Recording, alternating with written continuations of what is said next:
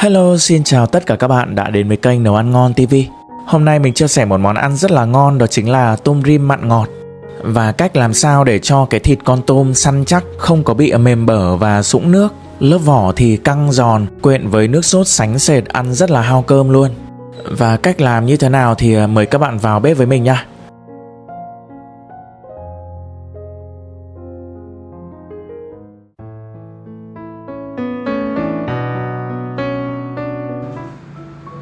Hôm nay thì mình chuẩn bị ở đây là 600g tôm. Vì món này mình làm để nguyên vỏ nên là mình dùng cái loại tôm to tối đa cỡ này thôi, không nên to hơn nữa bởi vì khi ăn cái lớp vỏ nó sẽ bị cứng. Bây giờ mình hướng dẫn các bạn sơ chế nha. Vì tôm của mình không phải là quá tươi nên là mình sẽ bỏ đầu đi. Khi mà các bạn vặt cái đầu ấy thì hãy khéo léo rút luôn cái chỉ lưng tôm như thế này. Đó, thì mình sẽ không cần phải tốn nhiều thời gian để sơ chế. Còn có nhiều con tôm khi mà các bạn kéo đầu ra cái chỉ nó bị đứt ấy, thì các bạn hãy dùng cái tăm chọc vào cái phần đốt thứ hai từ đuôi lên rồi kéo ra nha. Đó, cái phần chỉ lưng này nó là phân của tôm nên là rất là bẩn. Còn nếu mà tôm tươi mà các bạn muốn để lại đầu ấy thì hãy làm như thế này. Lấy chuôi của một cái thìa mà có cái độ mỏng nhất định, mình luồn vào từ dưới đầu lên, sau đó lật lại để lấy cái dạ dày và nội tạng của tôm ra. Phần này có nhiều độc tố nên chúng ta cần loại bỏ nha, không phải là gạch tôm đâu. Sau đó thì cũng kéo luôn cái chỉ lưng nhá. Vậy là ở bên trong này đã sạch rồi. Bây giờ mình chỉ cần dùng kéo cắt bỏ cái mắt và sừng nhọn của nó, cộng với phần chân dài. Còn đuôi và phần chân ngắn thì mình vẫn để lại nha. Các bạn có thể cắt đi cũng được. Sau khi bỏ đầu và làm sạch thì mình cân lên, nó chỉ rơi vào khoảng 370g thôi. Tiếp theo để khử tanh thì mình sẽ bóp cùng với một chút muối, thêm vào một chút gừng hoặc là rượu trắng đều được nhé. Bóp vài cái thì mình đổ nước vào để ngâm. Và ngâm khoảng từ 3 đến 5 phút nha. Cái này giúp khử tanh rất là đáng kể luôn, các bạn có thể áp dụng. Sau đó thì mình rửa lại với 2 lần nước nữa là được. Để ráo hoặc là dùng giấy ăn thấm cho ráo nước. Xong rồi mình ướp vào đây là 1/3 thìa cà phê muối, tương ứng với khoảng 1,5g. Ướp một chút muối giúp cho thịt tôm nó săn chắc và lớp vỏ giòn hơn. Trong khi đó thì mình chuẩn bị ở đây là vài tép tỏi và 2 củ hành tím. Băm nhỏ ra nhé.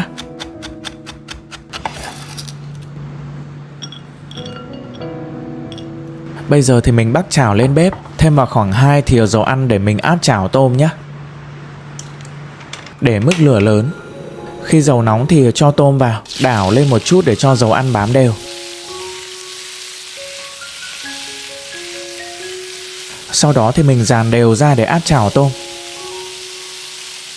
Mình áp chảo tôm trước như thế này thì một lát nữa khi rim, thịt tôm nó không có bị mềm, bị bở và sũng nước. Con tôm nó sẽ có cái độ đanh và độ giòn khi mình ăn. Tôm cũng lên một cái mùi biển rất là thơm.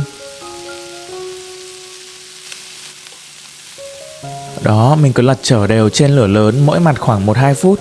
Khi nào mà thấy cái con tôm nó hơi cháy cạnh một tí, và các bạn để ý là cái phần vỏ nó trong lại và tách cái phần thịt ra như thế này là được. Sau đó mình đổ ra ngoài nha.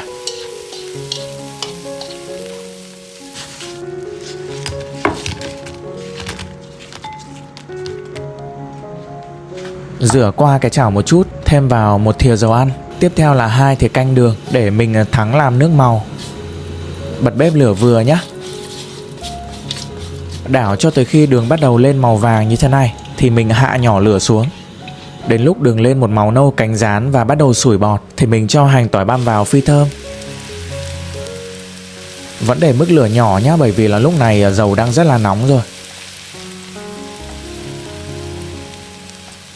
Bây giờ mình thêm vào 150ml nước, tức là khoảng nửa bát ăn cơm. Tiếp theo mình nêm gia vị nhé. Vừa nãy là đã ướp với một chút muối rồi. Bây giờ mình thêm vào 1 thìa canh nước mắm, nửa thìa canh nước tương để cho hương vị nó có cái chiều sâu. Mình đang dùng là nước tương Maggi.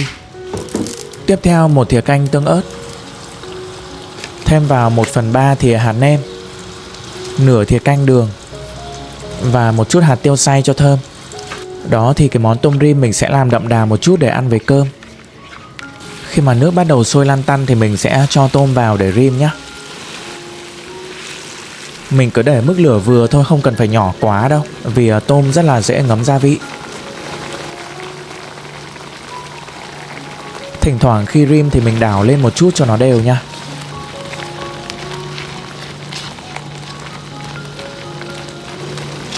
Tới khi mà chỉ còn một chút nước như thế này này, mình vặn lửa lớn lên để cho nước sốt nó sánh sệt và keo lại nha. Mình cứ đảo đều cho tới khi cạn sốt.